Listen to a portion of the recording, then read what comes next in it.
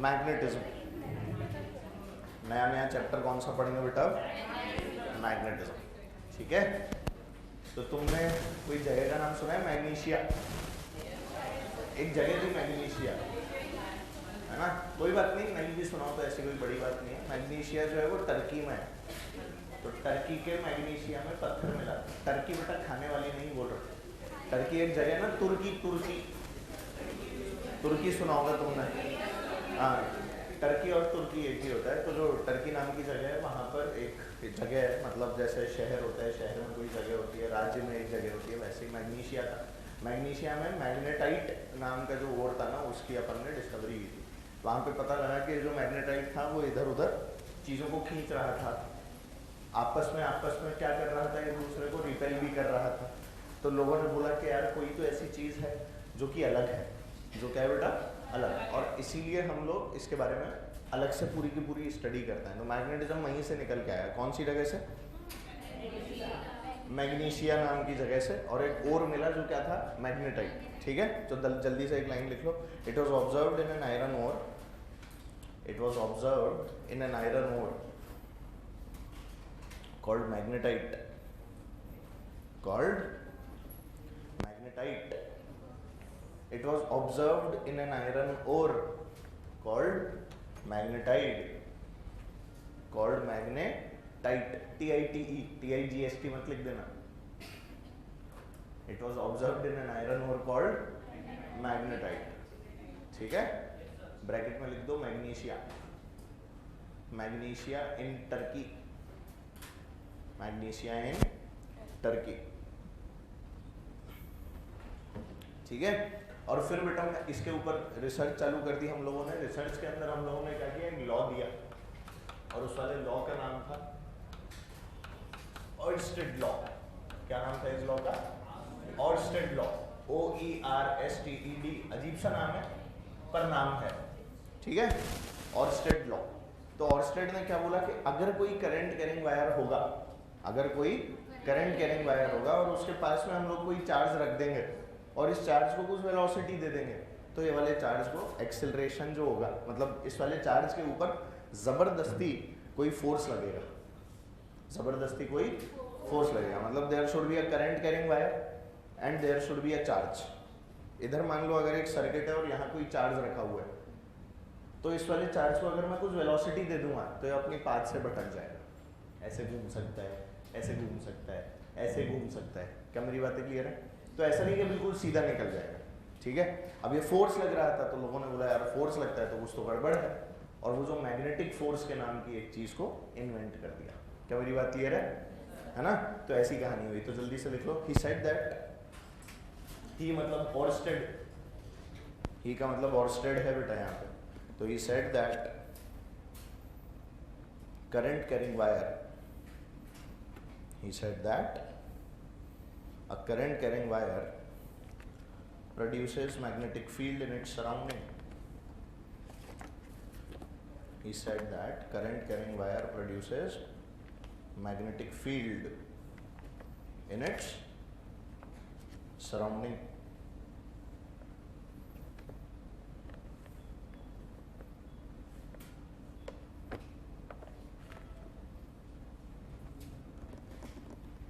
ठीक है, इससे पहले अपने को इलेक्ट्रिक और मैग्नेटिक फील्ड के बारे में ढंग से पता नहीं था। Basically electric field magnetic field जो है ना, उसका डिफरेंस ही असली में ऑयरस्टेड ने समझाया।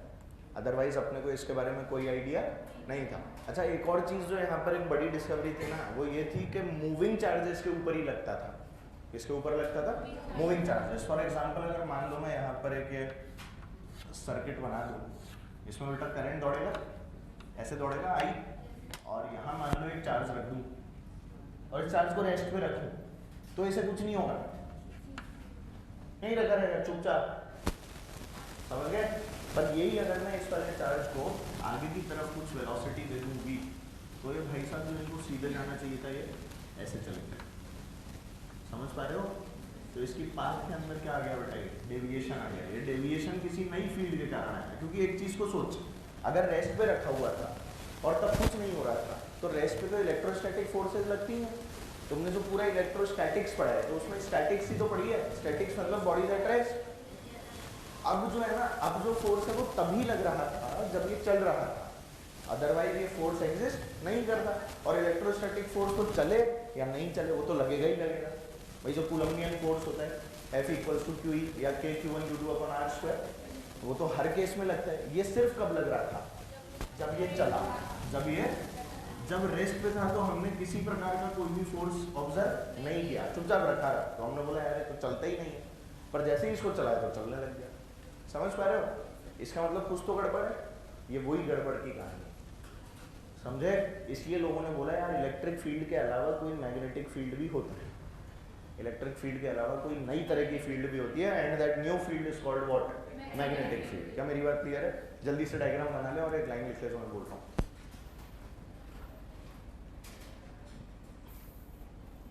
चलो एक लाइन लिखिए, हाँ लिखो जल्दी से। Scientists observed that if a charge is placed at rest,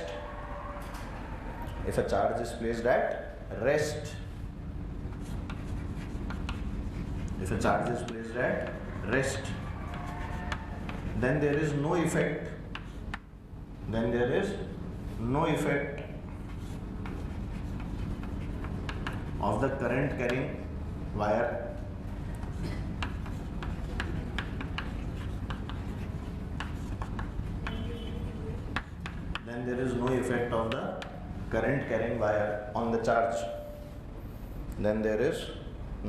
of the current carrying wire on the charge.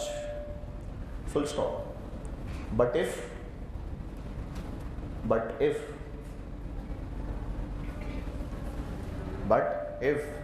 क्या हो गया? If a charge is placed at rest, then there is no effect of the current carrying wire on the charge. But if, full stop लगा के, but if the charge is given some velocity,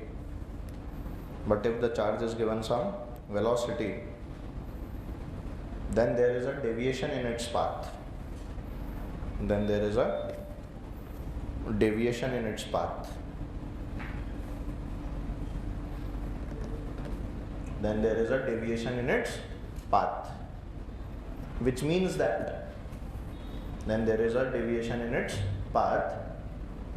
Which means that a current carrying wire, CCW लिख लो current carrying wire को, CCW, that a current carrying wire generates a new field, which means that a CCW generates a new field due to which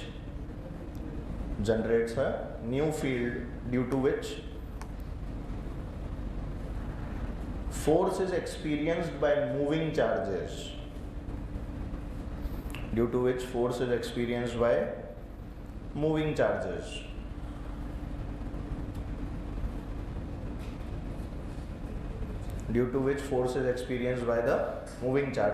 Full stop. This is different from electric field.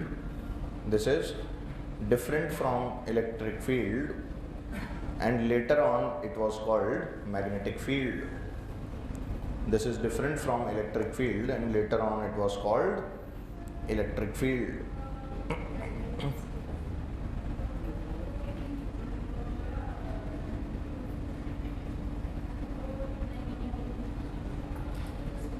And later on it was called magnetic field. ठीक है, लिखा सबने?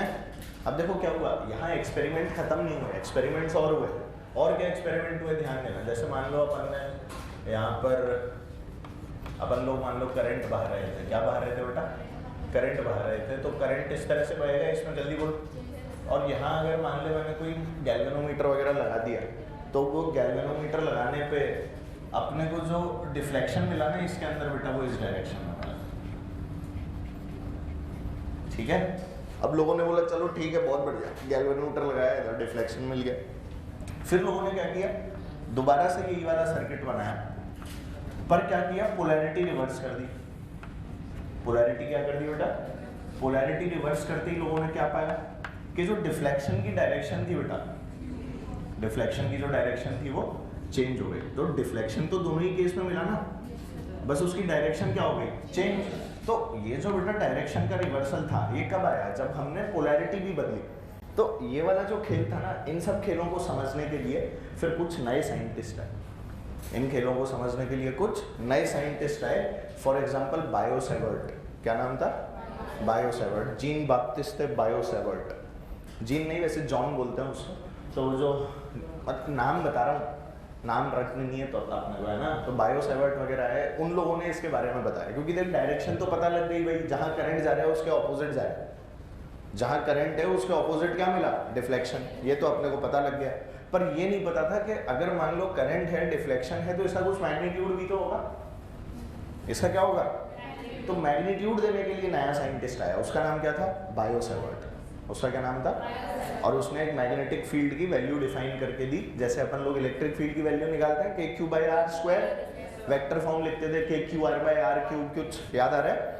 इसी तरह से इन्होंने भी magnitude wise इन सब चीज़ों को कैलकुलेट करके बताया, मैग्नीट्यूड क्या होता है, वेक्टर फॉर्म में क्या होती है एंड एवरीथिंग। क्लियर है ना? तो जल्दी से दोनों डायग्राम बना लो। बेसिक्स बता रहा हूँ बेटा अभी इसके।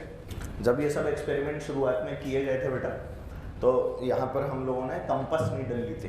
क्या ली थी असली में? Compass needle. तो कंपस नीडल लिख लेना इसको तुम, अपन तो हिस्टोरिकल टर्म्स पे ही बात करेंगे। तो यहाँ पर क्या लिखा था? ये कंपस नीडल थे।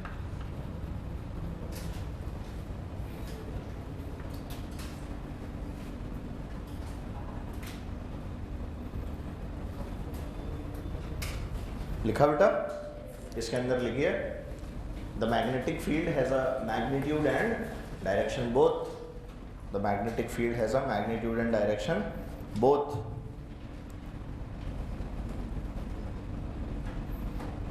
And hence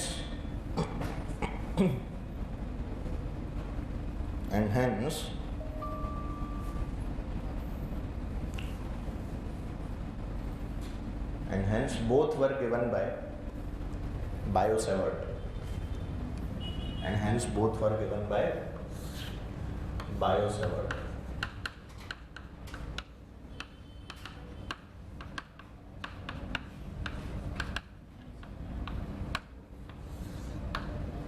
तो आपकी नई हेडिंग क्या होने वाली है बेटा?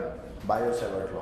देखो जैसे तुमने इलेक्ट्रोस्टैटिक्स में पढ़ा था, सबसे पहले मैग्नेटिक फील्ड पढ़ी थी, फिर मैग्नेटिक फील्ड के कारण जो इफेक्ट हुए वो पढ़े थे, फोर्स वगैरह, ऐसे ही अपन लोग मैग्नेटिज्म में पढ़ते हैं। Although magnetic field, electric field जब तुम लोगों ने पढ़ी होगी तो तुमने इलेक्ट्रिक फील्ड लाइन्स वगैरह पढ़ी होंगी। Electric field lines, magnetic field lines या डिफरेंट, तुमने उसमें बहुत सारे पॉइंट्स लिखे होंगे, लाइन से इलेक्ट्रिक फील्ड लाइन्स ऐसी होती हैं वैसी होती हैं, मैग्नेटिक फील्ड लाइन्स भी होती हैं इसी तरह से।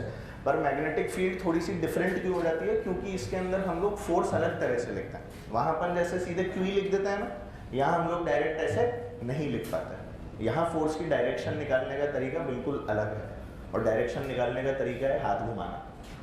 क्या तरीका है बेटा? हाथ घुमाना, मतलब राइट हैंड थंब रूल। तो आपको किस चीज़ का यूज़ करना रहेगा इसमें? राइट हैंड का। ठीक है, A क्रॉस B जैसे हम लोग कैलकुलेट करते थे उसी स्टाइल में यहाँ पर भी आपने वो कैलकुलेट करना है। क्लियर है बात? ठीक है। तो ये जो बायोसेवर्ट थे, इन्होंने एक लाइन कही, सबसे पहले वाली लाइन लिख लेता है। ऐसा का ऐसा बोर्ड के अंदर भी पूछा जाता है बेटा, है ना, ध्यान रखना। तो लिख लो, दिस लॉ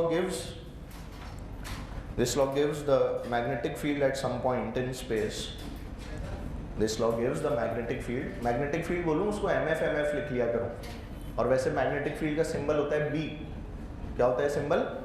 B के ऊपर वेक्टर लगा लो तो मैग्नेटिक फील्ड। M नहीं होता सिंबल, M अलग चीज होती है। M होता है मैग्नेटिक मोमेंट, वो हम लोग और आगे जाके पढ़ते हैं। तो मैग्नेटिक फील्ड का जो सिंबल है वो क्या है बेटा? B, और उसके ऊपर वेक्टर। ठीक है, तो क्या बोला था अभी है ना, this law gives the direction of, gives the, अच्छा, magnetic field at some point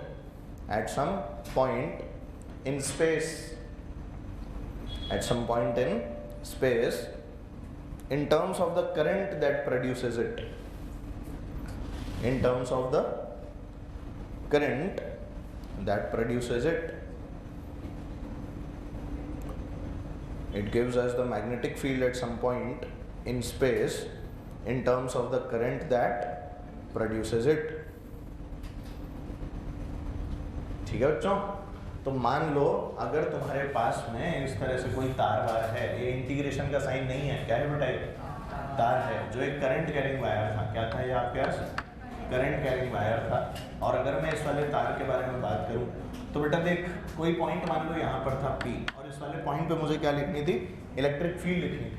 तो आप लोग क्या करोगे, इस तार का एक छोटा सा पोर्शन कंसिडर करोगे। क्या करोगे, छोटा सा पोर्शन कंसिडर करोगे। तो let's call that portion what, DL।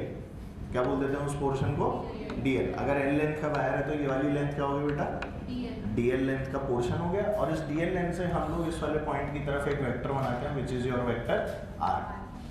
ठीक है, ये आपका R वेक्टर होता है। ठीक, और हम लोग सीधे सीधे नियम लिखते हैं। B जो होता है वो एक वेक्टर क्वांटिटी होती है, ध्यान रखना। B कैसी क्वांटिटी है बेटा, it is a vector quantity. B का मतलब क्या है, मैग्नेटिक फील्ड। B का मतलब क्या है, मैग्नेटिक फील्ड। ये एक वेक्टर क्वांटिटी है और इसकी जो यूनिट होती है वो क्या होती है, टेस्ला। यूनिट क्या होती है, टेस्ला मोटर्स चल रहा है ना आजकल बहुत, सुना है तुमने Tesla Motors, electric cars, space x, space की जर्नी। कोई बात नहीं बेटा, सब ठीक हो जाएगा एक दिन, है ना। कभी बताएंगे बेटा टाइम से। वैसे तो क्या बताऊं, अब तुम हो भी तो एकदम जमूरे टाइप, क्या क्या बताऊं मतलब।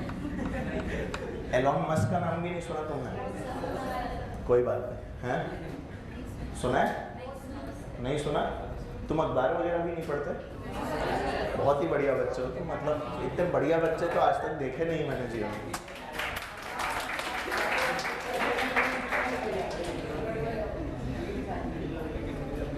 तो बेटा जो मैग्नेटिक फील्ड हम लोग इस DL पोर्शन के कारण लिखते हैं ना, वो होती है DB। वो क्या होती है, और हम लोग कैसे लिखते हैं सुनना, it is a pure experimental law. कैसा लॉ है, प्योर एक्सपेरिमेंटल लॉ है। तो हम बोलते हैं DB जो है वो प्रोपोर्शनल है बेटा I के। किसके प्रोपोर्शनल है, इसी तरह से DB जो है वो प्रोपोर्शनल है लेंथ DL के। ठीक है, क्या हो गया, ऐसे क्या देख रहे हो, पहली बार देख रहे हो, तो पहली बार ही देख रहे हो, उसमें क्या हो गया, तो बिग डील। कुछ चीजें तो पहली बार ही देखोगे। चलो एक लाइन लिखो पहले, it is a pure experimental law, it is a pure experimental law. कैसा लॉ है बेटा, प्योरली एक्सपेरिमेंटल लॉ है। तो ऐसे डरो मत बेटा, उसको देख के डरने वाली कौन सी बात आ गई, डरने ही लग गए तुम तो। लिखा प्योर एक्सपेरिमेंटल लॉ।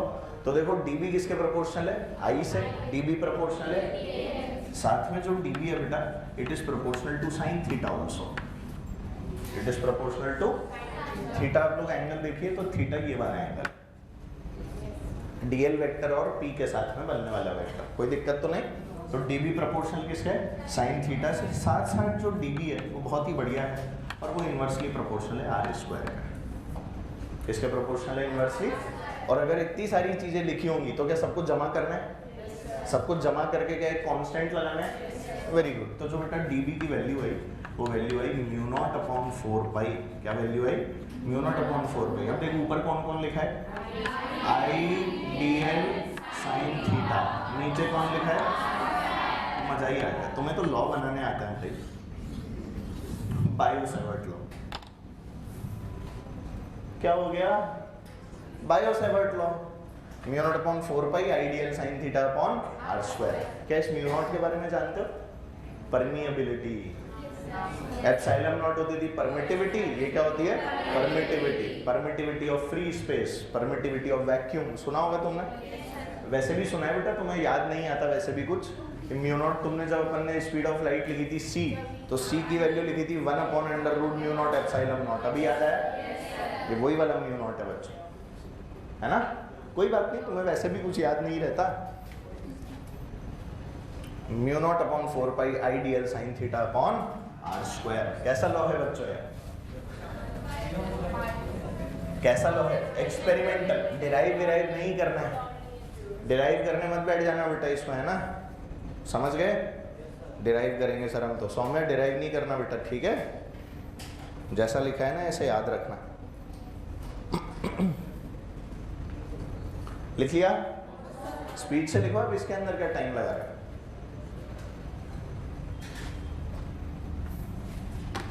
μ0 क्या होता है बेटा,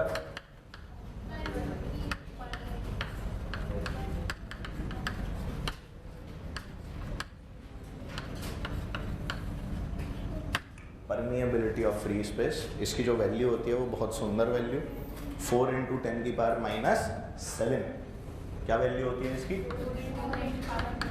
4 × 10⁻⁷। अच्छा बताओ इसकी यूनिट क्या होगी भाई? बी की यूनिट तो तुम लोगों ने बताई थी ना मुझे अभी। बी की यूनिट क्या होती है? बी की यूनिट होती है बेटा टेस्ला। अच्छा टेस्ला के अलावा एक और यूनिट होती है गॉस। गॉस लॉ पढ़ा होगा ना, गॉस लॉ। हाँ तो वही वो जो गॉस लॉ जो आदमी था ना, गॉस लॉ, घोष के नाम के ऊपर तो घोंसलो था ना, घोंसलो, तो गॉस के नाम पर भी इसकी यूनिट रखी है ना। ये दोनों ही इसकी ऐसा यूनिट है वैसे तो, पर हम लोग टेस्ला ज़्यादा काम में लेते हैं। असली में जो गॉस है उसका कन्वर्जन भी होता है। एक टेस्ला जो होता है वो 10⁴ गॉस होता है।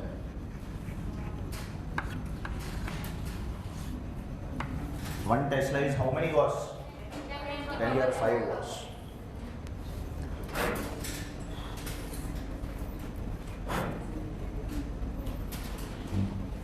लिखा क्या बेटे? इसकी यूनिट लिखो जल्दी से म्यू नॉट की। ये अपनी स्पीडें बढ़ाओ तुम लोग, क्या 15 पेन बदल के क्यों लिखते रहते हो? ये लाइन इससे, ये लाइन उससे, अगली लाइन उससे खींचेंगे। यूनिट लिखो बेटा जल्दी से म्यू नॉट की, तुम्हें लिखनी है, यहाँ देख के लिखो। ये क्या हो गया? टेस्ला। अब देख डीएल से 1 मीटर से 1 मीटर कट जाएगा, 1 मीटर ऊपर पहुंच जाएगा, आया ना? आपको म्यू नॉट की यूनिट लिखनी है इसलिए, तो इसकी तो वही टेस्ला, ऊपर क्या पहुंचा? मीटर। थीटा की तो यूनिट होती ही नहीं है, डिवाइडेड बाय एम्पियर। तो इसकी यूनिट क्या आ गई बोलो? हाँ टेस्ला मीटर पर एम्पियर, याद रखना, ठीक है। जब हमें टेस्ला लिखना है ना अकेला, अकेला टी लिखना है तो कैपिटल लिखेंगे, पूरा लिखना है तो टी छोटा लिखेंगे। यही तरीका होता है असली में यूनिट लिखने, ध्यान रखें, है ना। असली में वो जो टी कैपिटल लिखा है ना, वो मैंने बस यूनिट बता रहा हूँ इसलिए लिख दिया। किसी नंबर के आगे अगर टेस्ला लिखना है पूरा तो टी छोटा लिखोगे, और अकेला टी लिखना है तो बात, ठीक है। नेक्स्ट लिखिए, इसमें लिखा हूं, the above formula gives us the magnitude of B. The above formula gives us the magnitude of B. The above formula gives us the magnitude of B.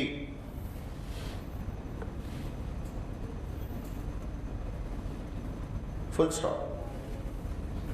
As it is a vector quantity, as it is a vector quantity,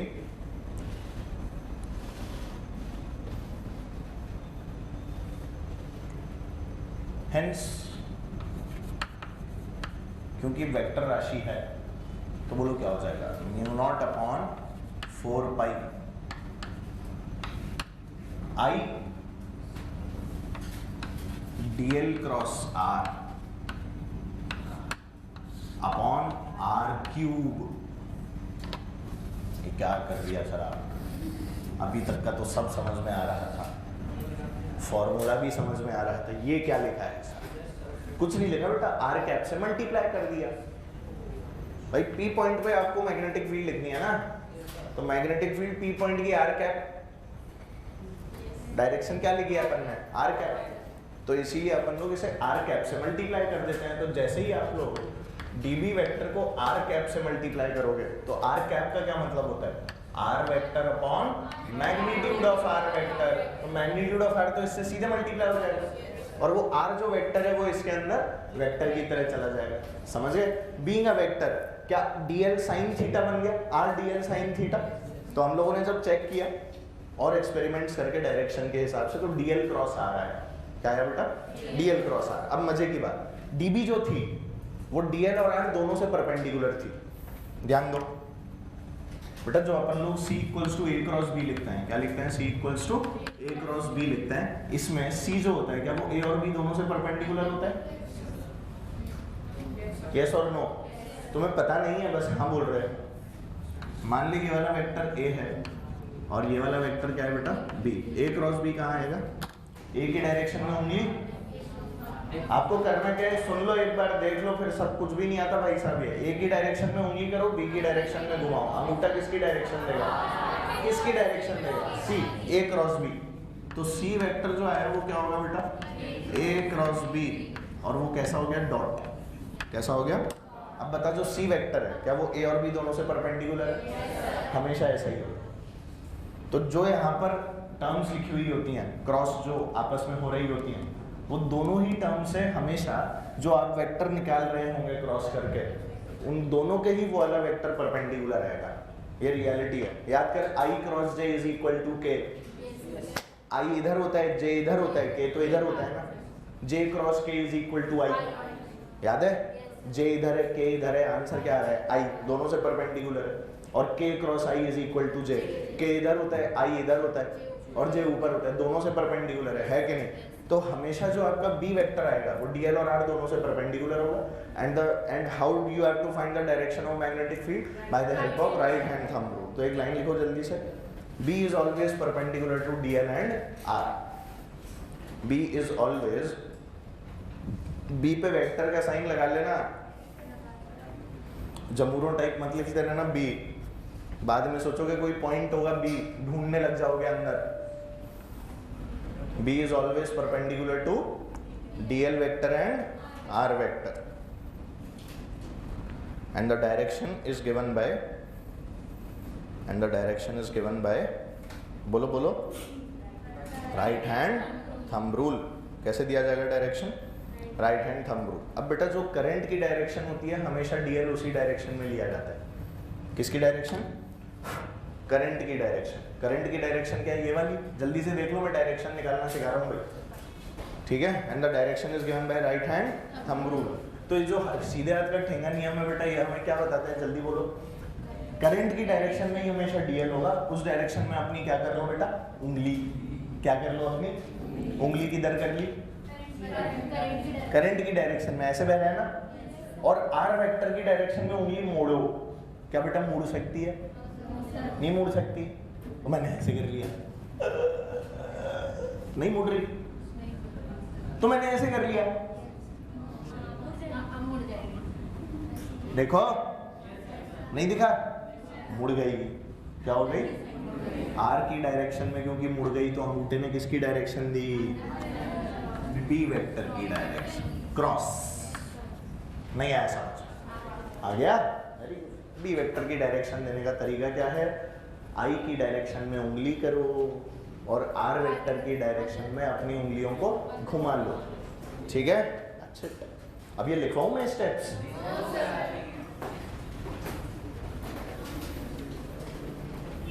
एक line लिख लेना, the direction of DL is the same as the direction of current. The direction of DL is same as the direction of current.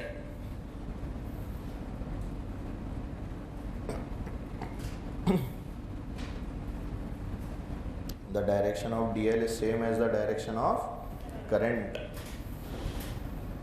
ठीक है बच्चों, लिखा? Next line में लिखो star बना के, लिखिए BSL। BSL मतलब समझ गए?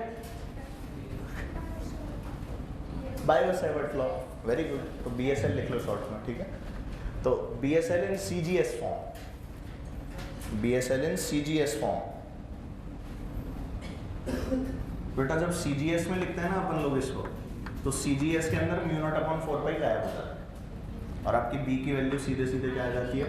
dB is equal to IDL upon sine theta तो है ही सही, डिवाइडेड बाय कितना बेटा? Are square. CGS में μ0/4 गायब हो जाता है, इसकी वैल्यू 1 हो जाती है बेसिकली। CGS में व्हाट इज μ0/4? तो एक गायब हो गया यहाँ पर, अपने यहाँ से बच गया। CGS यूनिट्स, कौन सी यूनिट्स? ये अपन ने जो लॉ लिखा है वो किसके लिए लिखा है? SI यूनिट के लिए। तो अगर कोई CGS यूनिट्स में कैलकुलेट करा है तो समझ जाना क्या करना है। समझ गए? नेक्स्ट स्टार बनाइए और लिखिए, in the presence of medium, in the presence of medium,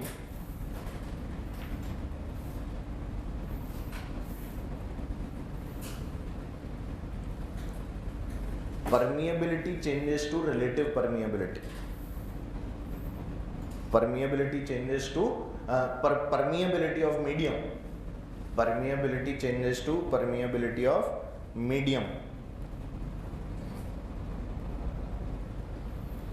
permeability of medium, ठीक है। और बेटा फॉर्मूला क्या हो जाएगा, म्यू नॉट की जगह आ जाएगा म्यू एम, म्यू नॉट की जगह क्या आ जाएगा म्यू एम। तो जब हम लोगों को यही वाला लॉ किसकी टर्म्स में लिखना था, इन अ मीडियम लिखना था, किसमें लिखना था बेटा, इन अ मीडियम लिखना था। तो मीडियम में लिखने के लिए हमने जल्दी से क्या कर दिया, D B equals to what, magnitude ही लिख लो, म्यू एम अपॉन 4 पाई, अंदर बोलो I D L sine theta upon R square, सीधे सीधे आ जाता है, ठीक है। मीडियम के लिए, किसके लिए, मीडियम के लिए, ध्यान रखें। म्यू एम क्या हो गया, परमिएबिलिटी इन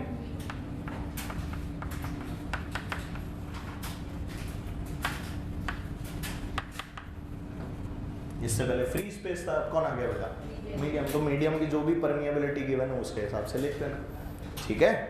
नेक्स्ट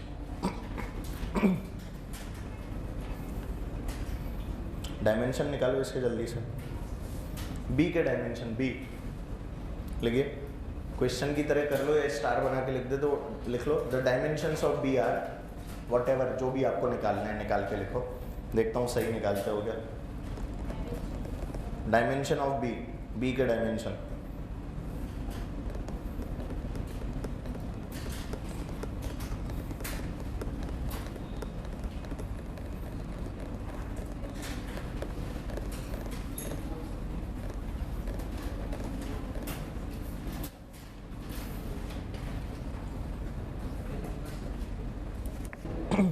नहीं टेस्ला है, अबे टेस्ला डायमेंशन होते हैं, तुम क्या गेले हो गए क्या बिल्कुल ही, तो उसमें तो कटेगा ही सही। आधा मिनट और, डायमेंशन नहीं निकाल पा रहे, बहुत ही बढ़िया, एक दूसरे की शक्लें देख रहे हैं।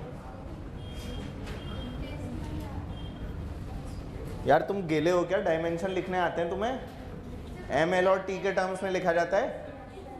टेस्ला, अरे टेस्ला कौन से गांव से आए हो,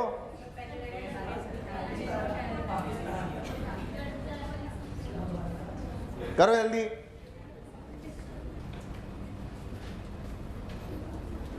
निकालो भाई, आज घर पे जाके पढ़ के देखना कैसे निकालते हैं, ठीक है।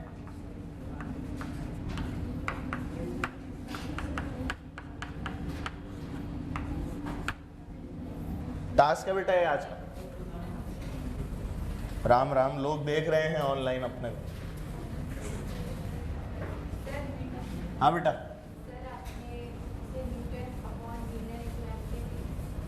हाँ तो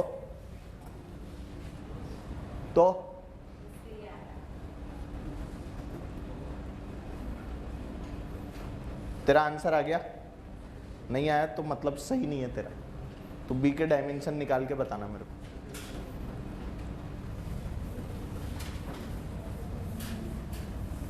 एम ए -1 टी -2,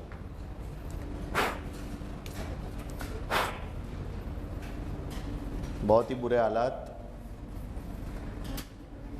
पर कोई बात नहीं, हम तो पढ़ेंगे। अरे नोट कर लिया अब, ये लिख के बैठ जाओ बेटा, है ना, अच्छे से निकालना डायमेंशन, ठीक है।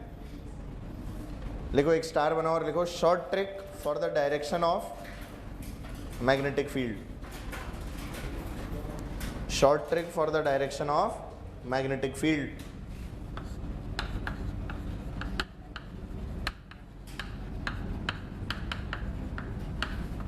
और इस शॉर्ट ट्रिक को हम लोग प्यार से पाम रूल बोलते हैं। क्या बोलते हैं बेटा, पाम माने हथेली, पाम माने क्या होता है बेटा, हथेली। तो अगर मान लो इस तरह से आपके पास में कोई करंट कैरिंग वायर है, यहाँ पर कोई पॉइंट P था बेटा, और आपको इसकी इस वाले पॉइंट के ऊपर क्या निकालनी है, मैग्नेटिक फील्ड की डायरेक्शन। तो अपने को कुछ भी नहीं करना होता, जिस डायरेक्शन में करंट जा रहा है ना, उस डायरेक्शन में अंगूठे को फैला लो, उस डायरेक्शन में क्या फैला लो, अंगूठा, और उस पॉइंट की तरफ उंगलियां ले जाओ जिस पॉइंट पर आपको मैग्नेटिक फील्ड निकालनी है, ठीक है। तो ये वो डायरेक्शन हो गया जिधर क्या जा रहा है बेटा, करंट, और ये वो डायरेक्शन हो गया जहां पर हमारा पॉइंट है P। बोलो हो गया, अब जहां आपके पाम के पुश की डायरेक्शन है वही आपकी डायरेक्शन ऑफ मैग्नेटिक फील्ड है। जहां करंट बह रहा है उस डायरेक्शन में क्या निकालो, अंगूठा, और आपकी उंगलियां किधर पॉइंट करनी चाहिए, जिस पॉइंट पर आपको क्या निकालनी है, मैग्नेटिक फील्ड। तो अंगूठा क्या बेटा इस डायरेक्शन में, और मुझे इस वाले पॉइंट पे निकालना है, तो क्या उंगलियां इधर होंगी, पाम का पुश किधर है, अंदर, तो यही किसकी डायरेक्शन है, मैग्नेटिक फील्ड की। समझ में आ गया, दैट्स इट। हाथ वाथ घुमाने का फंडा खत्म, ठीक है। तो लिख लो अपने पास, लिखिए, keep thumbs in the direction of current, keep thumbs in the direction of current and stretch fingers, keep thumbs in the direction of current and stretch fingers towards the point of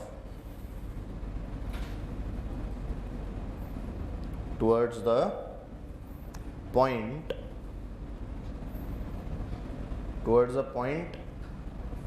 of मतलब को towards the point where MF has to be calculated, towards the point where MF has to be calculated,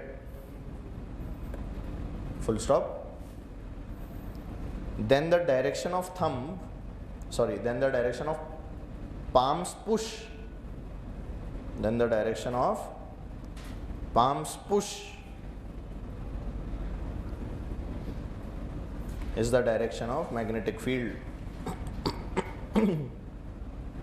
is the direction of magnetic field. palm's push किसकी बात कर रहा हूँ बेटा, palm के push की बात कर रहा हूँ। तो जैसे मान लीजिए इस तरह से कोई करंट कैरिंग वायर था, आई करंट, यहाँ कोई पॉइंट था पी,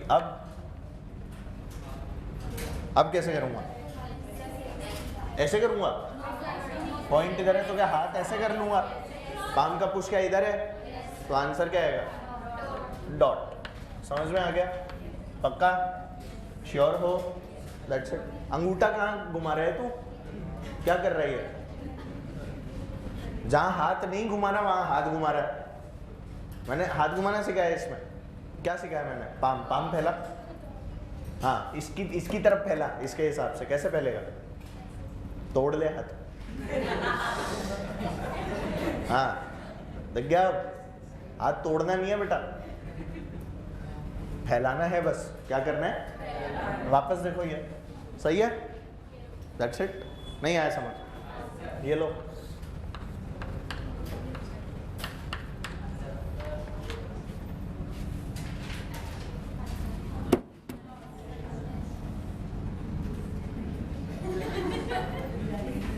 वो नीचे ऊपर से नीचे कुछ पुश कर रहा है, आंसर क्या आएगा, अरे क्रॉस आएगा,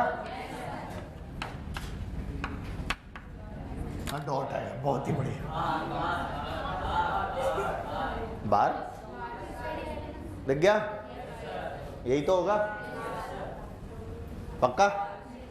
अब घुमाओ मत, लोग यूं करके यूं कर रहे हैं, बेटा वहां घुमाइए जहां जरूरत है, गलत जगह क्यों घुमा रहे हो।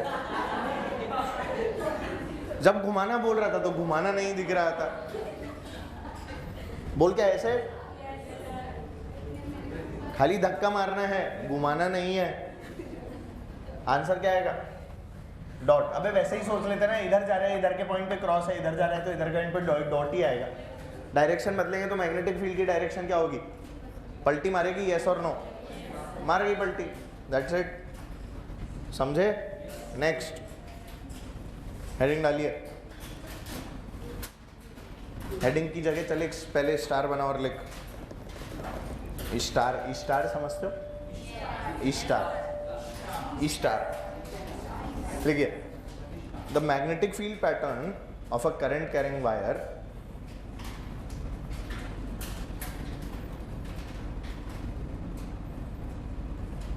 the magnetic field pattern of a current carrying wire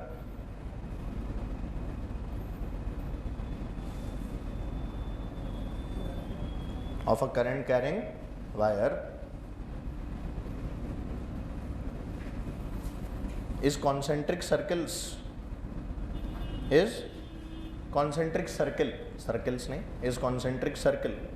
such that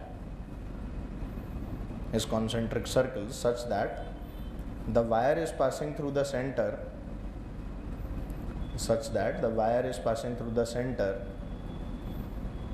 as well as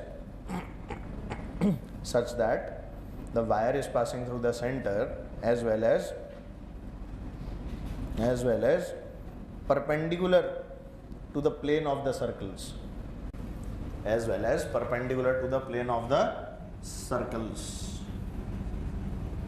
ठीक है। सुन मेरी बात, ये करंट जा रहा है आई, इसके लिए मैग्नेटिक फील्ड की डायरेक्शन देखनी है। कैसे देखूं? जल्दी बोल। How to check the direction of magnetic field for this? मान लो एक पॉइंट यहां था, ठीक है। अब बता, करंट तो ऐसे जा रहा है ना, तो ये किसकी डायरेक्शन है? पॉइंट उधर है, तो क्या ये डायरेक्शन आएगी? करंट तो आगे जा रहा है ना, ये इमेजिन कर ले ये चौक जा रही है, ये देख आगे, नहीं आया समझ? ये चौक कहाँ निकल के जा रही है? आगे, इसी तार के अंदर करंट बह रहा है, ठीक है। डॉट लगा हुआ है ना, तो ये करंट की डायरेक्शन है। इसी डायरेक्शन में अंगूठा किया, पॉइंट इधर था, तो इस पॉइंट पे मैग्नेटिक फील्ड किधर? बोल है कि नहीं? अच्छा मान ले या एक पॉइंट यहां पर आ गया, अब बोल, ये वाला पॉइंट अगर यहां होता तो क्या होगा? क्या बेटा? आई अभी भी इधर है, पॉइंट इधर है, ये देख, देखा तेरे को? क्या बेटा इधर? मान ले पॉइंट इधर आ गया, नीचे कहां से? इधर। नीचे कैसे आ गया? आई तो इधर ही है, अंगूठा will always point toward the direction of. यार तुम्हें हाथ घुमाना नहीं आ रहा है, हाथ नहीं घुमाएगा भी, सही है। बोल डायरेक्शन, अब घुमा के ऐसे ही कर लूं? बोल क्या इधर? जहां धक्का मारोगे उधर ही आएगा ना, इधर आ गया, दिख गया?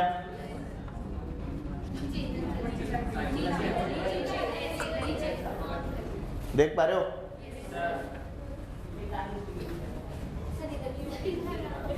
नजर ही नहीं आ रहा। तुम क्यों घूम रहे हो? खुद ही घूमने लग गए हैं?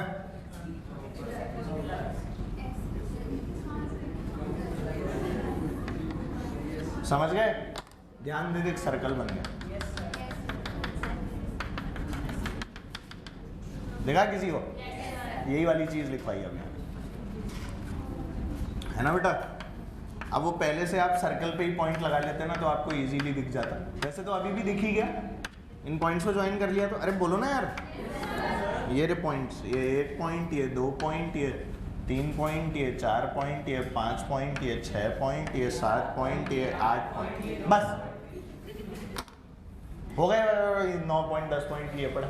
अच्छा मान लीजिए अगर क्रॉस होता करंट तो इस पॉइंट पे फिर ऐसे आ जाता, पलट जाते। जो डायरेक्शन है ये वाला, ये क्या हो जाता? पलट जाता। समझ गए? Just for the sake of telling you मैंने बता दिया, ठीक है। Next,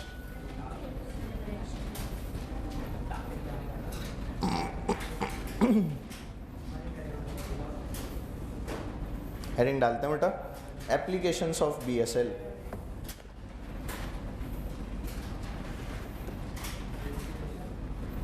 applications of BSL।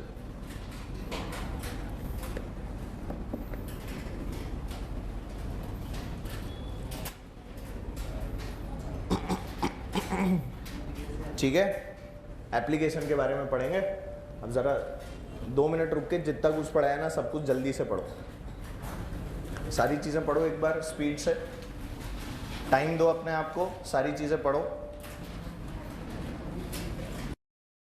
पढ़ लिया बेटा? डायरेक्शन वगैरह देख लिया?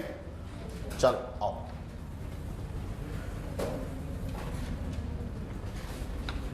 एप्लीकेशन में बेटा जो सबसे पहली एप्लीकेशन आती है वो क्या आती है?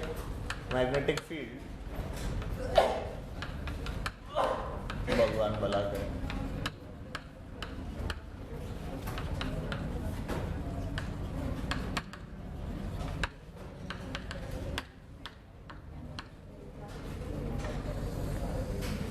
आ जाओ,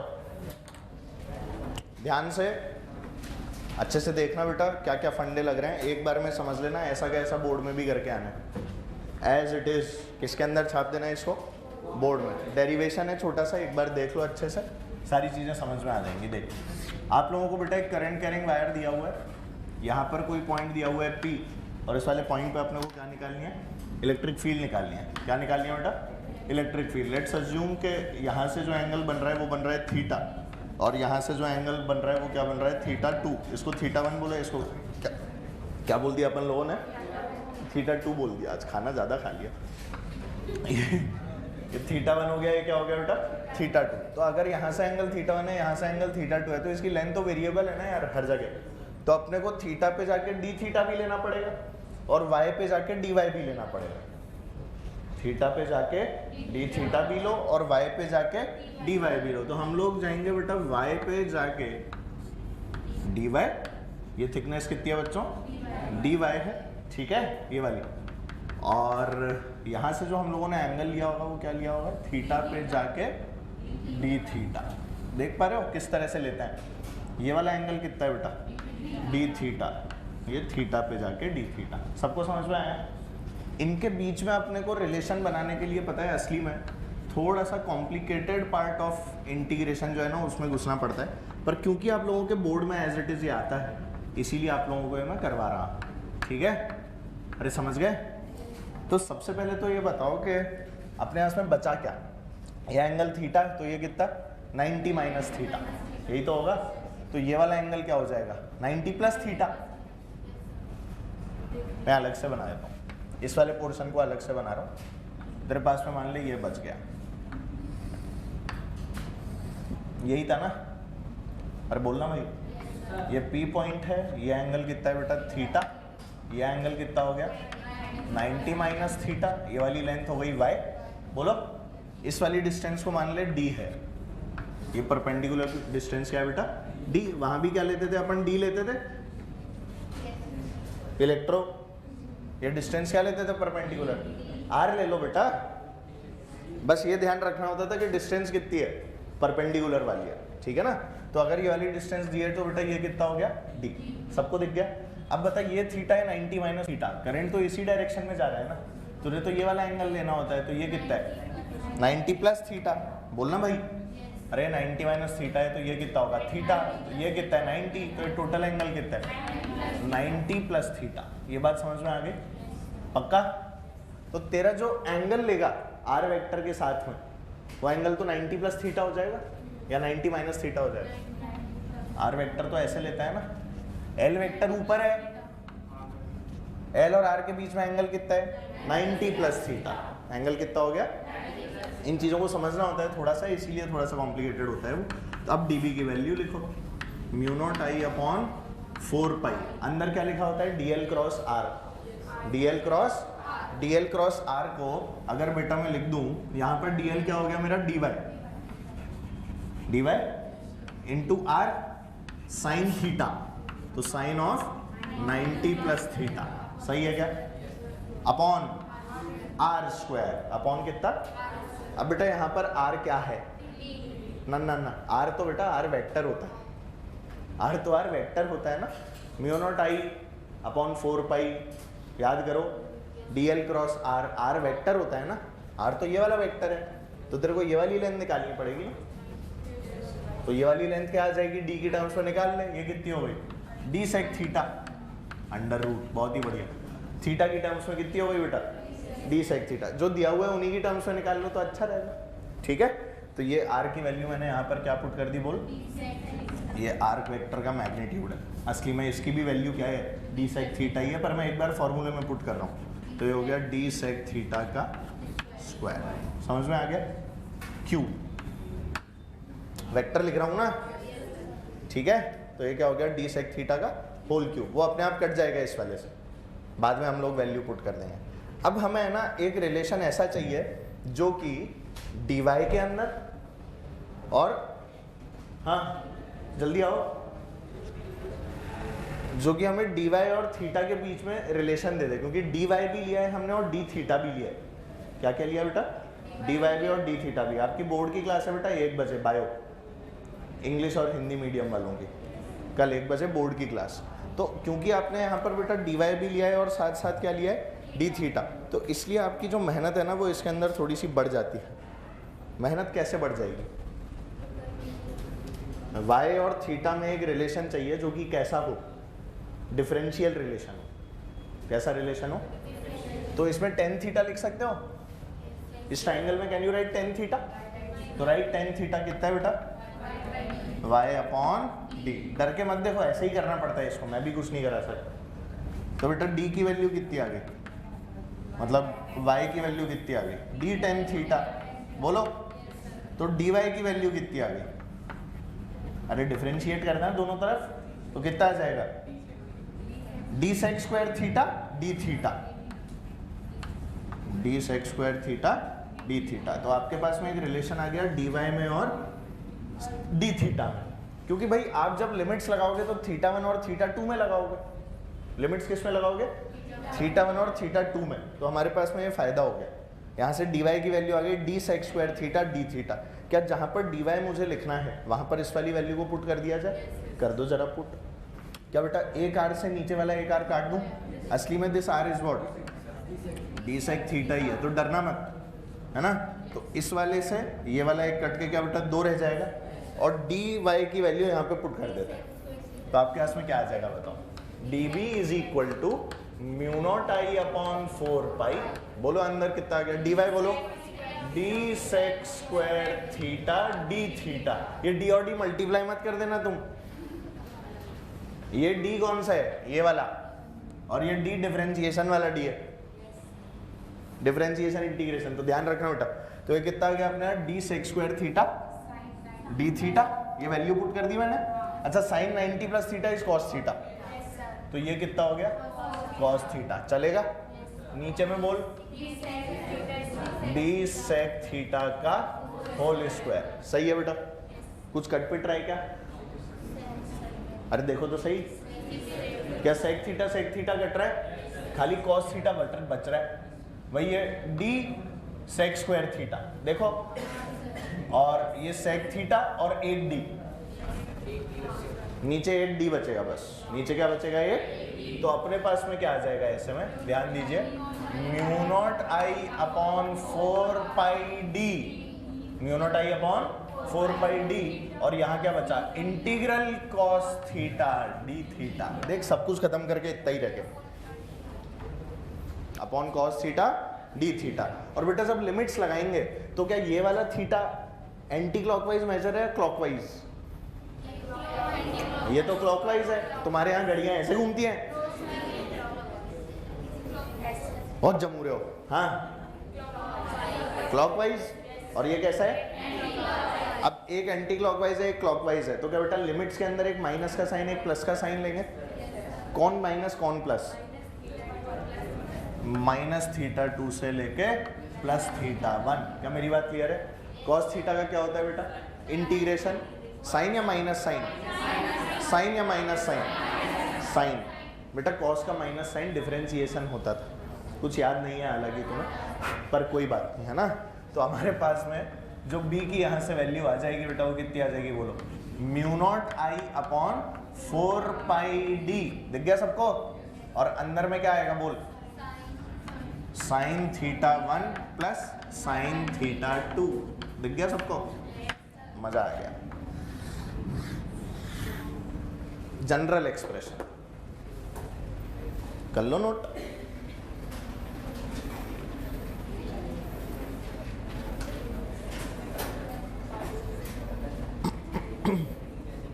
बस बेटा देखो वैल्यूज ही सही रखनी होती है। अब अपने को इतनी सी चीज आनी चाहिए कि ये जो d और y है इसके बीच में एक रिलेशन निकालना था डिफरेंशिएशन वाला, ठीक है। अच्छा same is the case with the wire that you calculated in electric field, वो अगेन बोर्ड्स के अंदर है, तो उसको आप लोग एक बार किताब के अंदर देख लेना, ठीक है। This is very important for boards. ऐसा क्या ऐसा छाप के आना एकदम जबरदस्त, बस डायग्राम और सुंदर बना लेना तू अपने हिसाब से।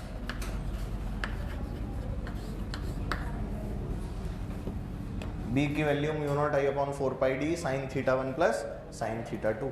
अब आप लोगों को क्या करना है वो आपके लिए इजी हो गया। अब आप जानते हो कि इनफाइनाइट हो गया तो क्या होगा, सेमी इनफाइनाइट हो गया तो क्या होगा, जानते हो ना।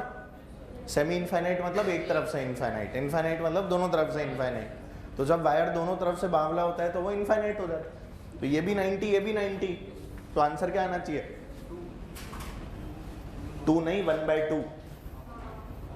अबे ये 2 कट भी तो जाएगा, पूरा नहीं सोचते, आधा सोचते हो, पूरा पूरा सोचा करो बेटा। तो मैं मिटा ही रहा हूँ, नहीं भी हुआ था।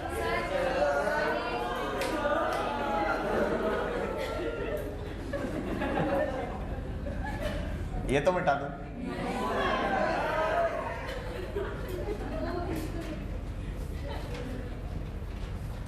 ये भी नहीं बनाया।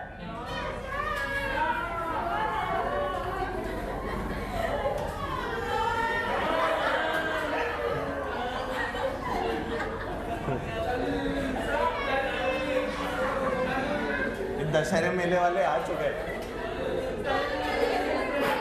दशहरे मेले से सामान लाना शुरू कर दिया लोगों ने, ऐसा लग रहा है बेटा, आने वाला है वही तो। क्या क्या कह रहा है, पशु मेला पशु नहीं होता, वो पशु होता है, पशु। चलो सुनो मेरी बात पशु। ओ भाई साहब, इधर इधर जो भैंस आता है ना, 3-3, 4-4 लाख रुपए के भैंस आता है। भैंसा नहीं, भैंसी।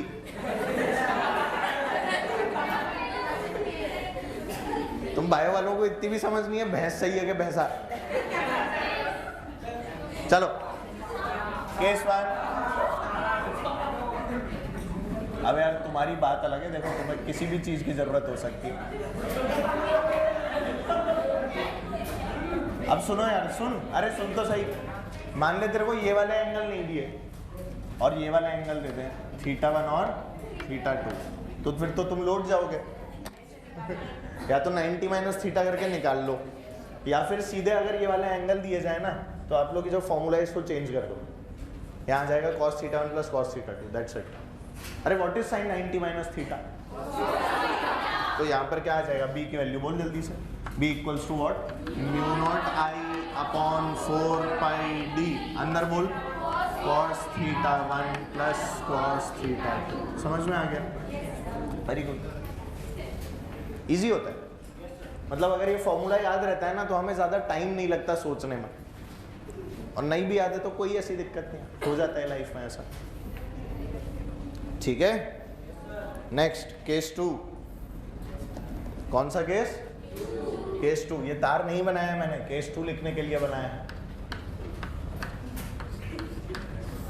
ये भी इसको तार समझ लो, ये तार है, ठीक है। इनफाइनाइट लॉन्ग वायर, ऊपर से भी इनफाइनाइट और नीचे से भी इनफाइनाइट। इन दैट केस क्या बेटा, दोनों जो एंगल है वो π/2 हो जाएंगे, तो θ1 = θ2 = π/2। इन दैट केस बेटा b की वैल्यू बोल, μ0I/2πd, एकदम जबरदस्त रूप से रटा हुआ होना चाहिए, ठीक है। क्या होना चाहिए, जबरदस्त रूप से रटा हुआ। एक क्रॉस का मतलब ये मत समझ लेना कि काट दिया है, ये b की डायरेक्शन है, ठीक है। कोई समझे क्रॉस का मतलब काट डाला, बेटा तुम्हारा कह नहीं सकते ना, मतलब मैं तुम्हारे हिसाब से ही चीजें बताता हूँ, है ना। Next case 3, semi infinite. Case 3 क्या हो गया बेटा, सेमी इनफाइनाइट। हाँ भाई, सेमी इनफाइनाइट में क्या हो जाएगा, एक एंड से हम लोग इन्फिनिटी ले लेंगे और एक एंड से क्या ले लेंगे, 0। नहीं, 0 बेटा, एंगल की बात कर रहे हैं हम लोग, इसीलिए बोल रहा हूँ मैं, बता देता हूँ सारी की सारी चीजें, है ना। ये आपका इनफाइनाइट वायर हो गया। केस 3 में क्या हो गया बेटा, सेमी इनफाइनाइट।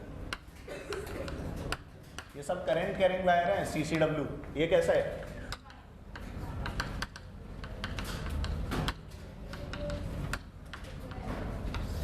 इनफाइनाइट। हाँ भाई, तो सेमी इनफाइनाइट में एक एंड से अगर मैं इनफाइनाइट कर दूं और एक एंड को यहाँ पे मिला दूं, let's call this point P। चलो भाई जल्दी बोलो, ये वाला एंड इनफाइनाइट तो θ1 बोलो, π/2 और θ2 कितना हो गया? तो आंसर क्या आएगा? μ0I/4πd। लो, अरे एक तो थीटा ये तो 1 बना देगा और ये 0 बना देगा, कहानी खत्म। नहीं आया अभी भी। Next case 4। केस 4,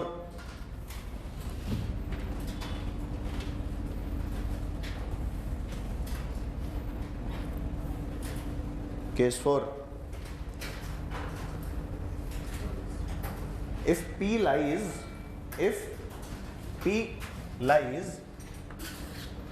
P कहाँ लाई कर रहा है बेटा? क्या हमें क्या पता? If P lies along the wire, if P is a point which lies along the wire, मतलब देख P कहीं यहाँ है और ये क्या था आपका? अब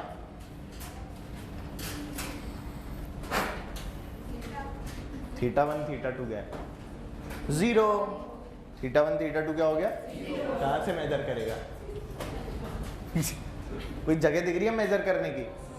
कोई तरीका ही नहीं है मेजर करने का। या ऐसा बोलो कि डीएल वेक्टर आर वेक्टर का सेम डायरेक्शन में आ गया। देख तो सही भाई, डीएल वेक्टर भी यही है, तेरा आर वेक्टर भी यही है। अब डीएल और आर दोनों ही सेम डायरेक्शन में है, तो आप अंगूठे और इसको 90 डिग्री पे रख ही नहीं सकते कभी। जल्दी बोल।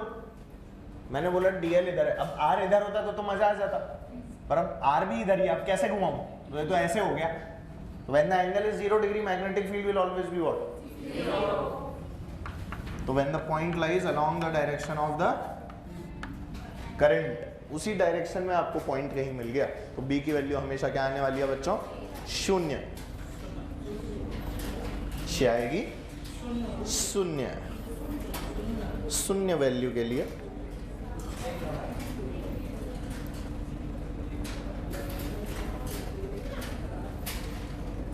समझ में आ गया? नेक्स्ट सर,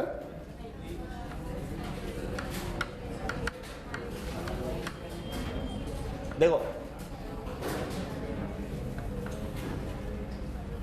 अरे तुम लोग कर चुके हो, इजी लगेगा, एक बार में समझ में आएगा।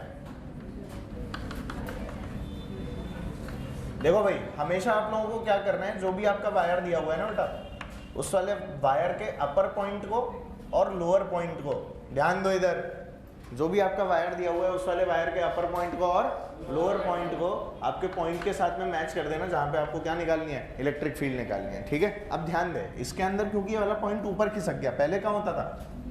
पी पॉइंट के रिस्पेक्ट में नीचे होता था, हमने जो डेरिवेशन किया था उसके हिसाब से। अब ये डेरिवेशन जैसा है क्या? नहीं है। अब देख, ऊपर के पॉइंट के लिए हमेशा जो थीटा लेगा वो थीटा हमेशा होगा θ1, और जो नीचे के पॉइंट के लिए थीटा होगा वो हमेशा क्या होगा? θ2। अभी आपको पता होना चाहिए ये डिस्टेंस हमेशा कितनी ले रहे हैं बेटा? अपन लोग d ले रहे हैं, and d is always the perpendicular distance. लिख लेना स्टार बना के छोटा सा, ऊपर ही कहीं लिख लो पहले ही, d is always the perpendicular distance of the point P from the wire. d is always the perpendicular distance of the point P from the wire. Perpendicular ही होगी, चाहे कुछ भी हो जाए, जमीन आसमान यहाँ के वहाँ हो जाए, डी नहीं बदलेगा। क्या नहीं बदलेगा? It is always what? Perpendicular. हमें कंपोनेंट करने पड़े हम करेंगे, सब करेंगे। ठीक है बच्चों, तो P से वायर के बीच में परपेंडिकुलर डिस्टेंस तो यही है। अभी मान ले मैं डी दे देता तो सही होता क्या? फिर डी का कंपोनेंट लेना पड़ता, डी का क्या लेना पड़ता? कंपोनेंट। तो अगर ये θ2 है और ये θ1 है, तो what is θ1 in such a case? θ1 क्या है? And what is θ2 in such a case? -θ2। ये क्या कर दिया सर आपने? बेटा θ2 को अपन ने उसमें नेगेटिव पुट कर दिया था क्योंकि उल्टा नापा था। अब तुमने डेरिवेशन में तो ऐसे नाप लिया था थीटा को, अब कैसे नाप रहे हो तुम? ऐसे, तो उल्टा लेना पड़ेगा ना। कैसा लेना पड़ेगा? उल्टा। उल्टा लेंगे तो फिर आंसर भी चेंज हो जाएगा। ठीक है, तो अगर मैं मान लो लेट्स से कि this angle was how much, let's say this is what 30 degree, और ये एंगल भी कितना था? 30 डिग्री। तो what is the value of theta 1? 60 degree. क्या वैल्यू आएगी बेटा? 60। What is the value of theta 2? -30। कितनी आएगी? ध्यान से, थीटा 2 कितना आएगा? -30। बात समझ में आ गई? चलो क्वेश्चन करो, लिखो, बिना बातें किए क्वेश्चन करो बेटा। सर सराने से कुछ नहीं होगा। एक और क्लास है बेटा, कोई बात नहीं, आओ।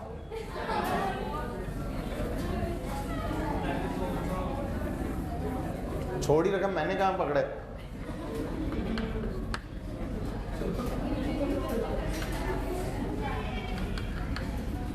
बेटा आप लोगों को एक सेमी इनफाइनाइट वायर दिया हुआ है।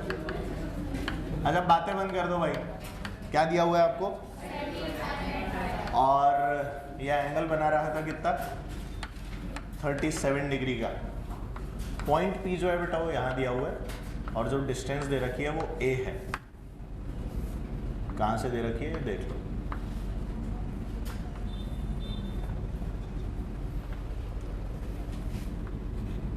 ये आपका डायरेक्शन ऑफ करंट दिया हुआ है। P पॉइंट पर magnetic field, electric field. P point पर क्या निकालना है बेटा आपको? मैग्नेटिक फील्ड की वैल्यू। जल्दी से कर दो।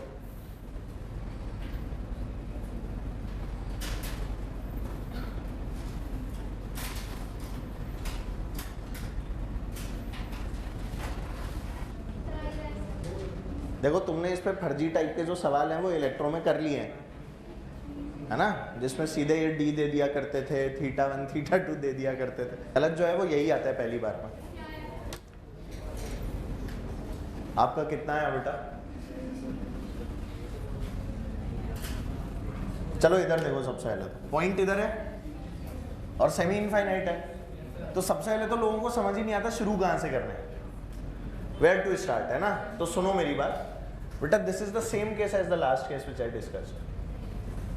ध्यान दे, ऊपर से तो इनफाइनाइट कर दे, नीचे से पॉइंट यहाँ पर है, तो थीटा 1 तो तेरा 90 हो गया। अगर इस वायर को मैं इनफाइनाइट कर देता तो थीटा 1 क्या हो जाता? थीटा 2 तो 30 ही रहता। थीटा 2 क्या रहता तुम्हारा भाई? नीचे का एंड तो दिख रहा है ना तुम्हें।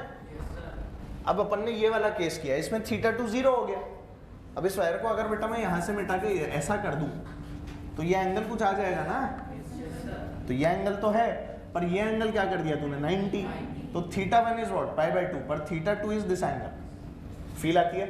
ये वही बना हुआ है, पर ये क्या दिखता नहीं है, और मैंने जान करके सवाल यही करा है जो तुम्हें दिखे नहीं। अब सुनना, बहुत ध्यान से सुनना, it is a very good question. सुनिए, मैं अगर इस वायर को देखूं तो ऐसे डॉटेड करके आगे बढ़ा सकता हूँ, ऐसे आगे बढ़ा, ठीक। परपेंडिकुलर डिस्टेंस क्या है? ये वाली, बोलो हाँ या ना। परपेंडिकुलर डिस्टेंस तो ये है, तेरे को तो ए गिवन है, A is not the perpendicular distance. A तो बेटा यहाँ से लेके ये वाली डिस्टेंस, यस और नो? Very good. तो क्या ये डिस्टेंस निकालनी पड़ेगी? ये डिस्टेंस क्या आएगी? देख, ये अगर 37 है, ध्यान दो, तो ये भी कितना होगा?